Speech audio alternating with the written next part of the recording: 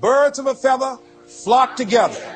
You run around with losers, you will end up a loser. Unconscioly, you will pick up their ways, you'll pick up their habits, you'll pick up, most importantly, their attitude about life. If you're around cynical, negative people all the time, you will become cynical and negative. So you got to watch yourself. Many of us are living out the lives of other people, living out their conclusions, living out of their consciousness. The other thing is that you begin to looking at your life and looking at what it is that you want to achieve. Another crucial thing that you must do is align yourself with powerful people. Align yourself with people that can encourage you, people that can empower you, people that you can learn from, people that you can grow from. That's very important. See, if you have people around you that can contribute to your growth.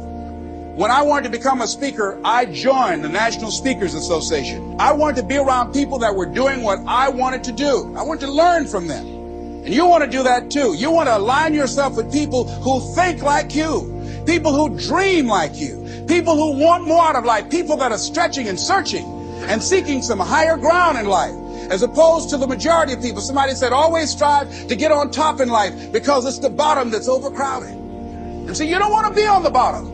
See, it's easy to be on the bottom. It doesn't take any effort to be a loser.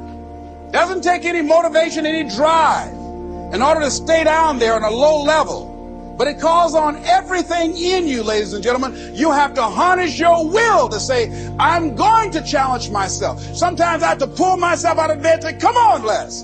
Things I know I should do, I don't do. Things I shouldn't do, I do. I found that the biggest enemy you have to deal with is yourself. There's an old African proverb that says, if there's no enemy within, the enemy outside can do us no harm. So as you begin to look toward making this your decade, as you begin to look toward making your life different, as you begin to look at yourself, you've got to redefine yourself. Who are you right now? And who must you become in order to create what you want? What has to change about you?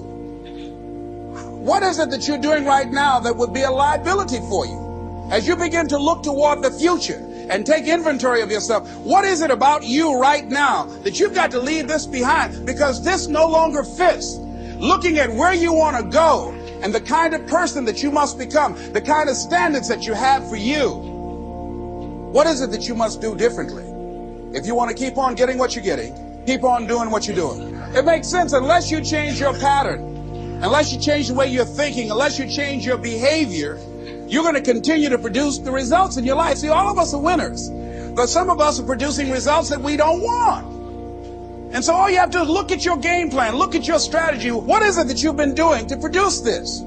See, you're the director, you're the producer, you're writing the script, you're the star of your life. And as you begin to look at your life, you can decide whether or not it's a smash or whether or not it's a flop. That's in your hands. Look at your life, look at where you want to go. Don't worry about your circumstances. Don't worry about your age. I have a friend who's up in age, over 70, and she wanted to build a multi-million-dollar complex. The name is Dr. Johnny Coleman. Lenders and bankers say, you can't do that, you're too old. She ignored them. That building now stands, ladies and gentlemen, a multi-million-dollar structure. But there are a lot of people who would have listened to that. There are a lot of people that would not have even gotten to that point. They would have talked themselves out of even going down to the bank to ask for it because they've already said no to themselves. See, it's time now. If you want to make this your decade, you've got to start saying yes to your life.